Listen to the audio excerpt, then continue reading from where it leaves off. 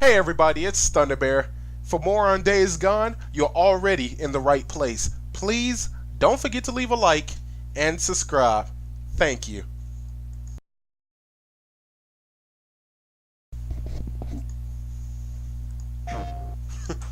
Hey guys, how's it going? It's Thunderbear and welcome back to the Bear Cave, the lightning striking teddy bear cave, y'all. Okay, so as we sit here together, the video is now starting, and so I just wanted to go into a discussion. I just wanted to talk about Days Gone. This isn't going to be like a Days Gone every single day type video. No, we're just going to talk about Days Gone as much as I can until the release date. I really enjoy this game and I really want to join and jump on the bandwagon. And what better way than to talk about it with people who are also into this game and is basically new like me. I want to learn everything about this game. I want to know the history, the story of Deacon. I want to know where Deacon is going, where Deacon came from, because the only things we have learned from these gameplays is that Deacon, we're just like appearing in his life. We're just randomly spawned in his life in a moment where he's either being attacked by freaks, or we're like hunting mercenaries, or we're hunting bounty hunters, or thieves, or whatever you want to call the people in this game. We know they're not friendly. That's definitely for sure. And so I just want to know so much more. I want to know what this virus is, if it's a virus, if it's like a symbiote, if it's like a species, a parasite, if it's I want to know everything. And so I want to know how this infection even took place in this world, how to get started, why is the world as it is right now, because majority of the time how apocalypse situations happen, scientists fucked something up in a lab, whatever they was messing with in the lab broke out and ended up going into the major city that's right next to the lab, and it just screws everything up there and it just spreads out from there worldwide. And so I'm really hoping that that is not the case, even though that's what it looks like from a few trailers I've seen. I hope it's a little bit more deeper into the story, and until we get that, there's no definite way to tell. But let's just watch this gameplay and see what's up. So right now at this moment, if you don't know, this was the first trailer shown for Days Gone. And so actually I think it was the oh shit. Yo, this is so interesting because it's this game based off of this trailer. I really thought it was going to be a scripted scenario, a scripted thing, but it turns out that this game can really go in many directions based off the trailer that they recently showed us. Because at E3 they showed a trailer of Deacon having to go and retrieve one of his boys, but then they showed an alternate trailer of how everything could go differently to go and save your boy. And it was just amazing that I thought this was going to be like a Last of Us setup where it's linear. It goes in like you know how games allow you to do certain things within a certain space, but you're still following a certain script. Like this game is more open world. It's more lenient, like how Horizon Zero Dawn was. Even though that game had a set story to it, there was many things around the world that could affect that story, that could affect your gameplay, that could affect the way you go about completing missions. And I really enjoyed that aspect of this game. And so, as you can see clearly, these are the freaks. If you're new to them, they're not zombies, they're called freaks, even though that's what most people relate dead human corpses running to. They're actually called freaks. And so the thing that interests me about the freaks are, based off of the recent interview, these aren't just zombies that go after humans, they go after meat. And meat could be anything from what I understand. If I'm wrong, I will definitely let you know in the next video. But so far, freaks go after humans, animals, hell, even themselves if there is no food around. And so it's very entertaining to see a different aspect on zombies, that they're not just going after humans, that everything is in danger. I mean, not the wildlife itself. When I say wildlife, I mean the environment, such as trees and plants and all that extra shit. Because nobody wants to eat that stuff, apparently. Nobody likes the green. We want the shit that can kill you quick. We want that meat. Want that steak? Pause on that. Alright, Sean. So as we got Deacon running around, it's just amazing to me how you can really use your environment. Most games do this now in running away sequences, where you use your environment in such a drastic way. But if you notice, there's multiple things around to use. It's not just, oh, you either hit and miss this one thing and that's it.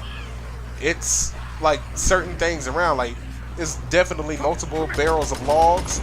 There's windows and buildings everywhere, so it really makes me curious as to exactly how could you really change this. Like, if you don't take this direct path, would you really go towards this building, or could you go to like another building? Could you get back on your bike and drive away after T-Dog died? It's just amazing to think about the concept of change, to think about the concept of splitting off into a different whole scenario. And I really hope that this game gives you just that.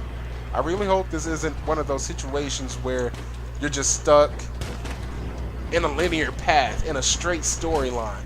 I want this to follow a script in a sense, but I really want us to create our own path while following that script.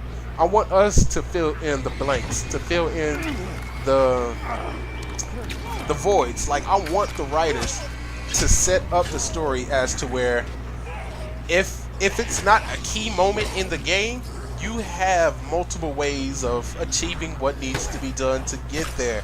And I think that's what gamers need. That's what gamers want, and that's what gamers do. We want to create our own path. We appreciate the developers creating a story for us to play, but sometimes even in their story, we want to make our own. And so I really hope this game delivers on that. Let's keep watching. I've done enough talking, but just behold the amount of freaks that are after you. It is insane. Like, I was watching this earlier with a friend, and they were just flabbergasted at what the fuck was happening on the screen. Like, who wouldn't be? Like, this is fucking amazing. Like, we all love zombie games, but this is taking it to another level. And look, they climb the environment in such a ferocious way that it's not just one or two jumping off the roof and everybody else coming at you from down below. They're all coming together. That is wild. That is crazy. And so let's just keep going. Let's see what's up. All right, gotta get in, close it. Thank you. This is so crazy. This is so wild to me. Like, just this one gameplay demo has shown us so much. Like, this isn't an enemy that just goes away. They're here to be here. Like, this is an open world. This isn't a scripted scenario to where you are doing all this to try and get away. Like, you have to get away on your own. You must find a way. There isn't a certain scenario or a certain setup for you to get away. Like, you don't jump in a car, somebody comes and pick you up and you drive away. This is you struggling to find your own path. And I really hope that this game is definitely deeply built on creating your own path. I don't mind there being a set end goal. I don't mind there being one ending for the game. Hell, I don't mind it actually being linear. But like I stated before, let us fill in the blanks. That's the key thing I would like about this game. Let us fill in the blanks. And I'm pretty sure you guys can agree with me. I'm pretty sure I'm not the only one who stands here like just gets tired of playing a game that only goes one way. I don't get tired of them necessarily, but it is so much more entertaining and so much more interesting when you get to create your own path. And just the amount of sheer craziness that can happen when doing so entertains me more. It enlightens me. It makes my imagination wander. And that's what I love. Make me wonder, make me think, make me desperate to see what else you can do. And this game is really developing, like, it's really showing that right now, especially in the latest trailers. And like I said before, once this moment zooms out, after he clears all the zombies, and you see the surrounding train yard, where else could you have ended up? Like, the train yard is huge. Where else could you have ended up? Is this a guided point? Like, do they have a marker on the map? Because I don't see one. You could have gone anywhere. You could have crossed the water. You could have taken a boat. Like, if that's even possible, you could have... Like, just the endless possibilities is what makes me so excited. And I hope you all agree. I hope you all can't wait to get your hands on this game like I can't wait. And y'all, thank you all for sitting here listening to me blabble and talk. And it just really, I really appreciate it. And so, until next time we talk, Thunder Bear out.